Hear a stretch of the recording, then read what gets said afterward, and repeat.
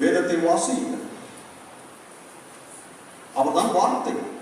வார்த்தையானவரே தன்னுடைய வார்த்தையை அவ்வளவு முக்கியப்படுத்தினார், அவ்வளவு மேன்மைப்படுத்தினார்.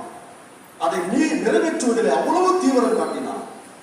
நீங்களும் நானும் நம்முடைய கரத்தில் கொடுக்கப்பட்டிருக்கிற இந்த வேத வசனத்தை வாசிப்பதிலே அதிக தீவிரம் காட்ட வேண்டும். நம்முடைய உண்மையான பலவீனங்களை நாம் ஒத்துக்கொள்ள வேண்டும். உள்ளதை உள்ளதென்றும் இல்லதை இல்லதென்றும் சொல்லுங்கள் என்று சொல்லி இயேசு சொன்னார். இயேசு தன்னுடைய சரீர பாகத்தை உண்மையாக ஒத்துக்கொண்டார். இயேசு ஒரு நாளும் நடிக்கவே மாட்டார்.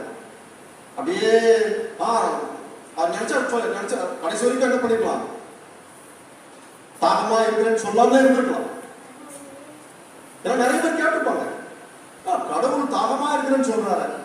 சங்கீதம் 50:12 என்ன சொல்லிருக்கு, நான் பசியா இருந்தால் ஒருவனுக்கும் சொன்னேன். அப்ப தாகமா இருந்தா மட்டும் சொல்லுவாரா?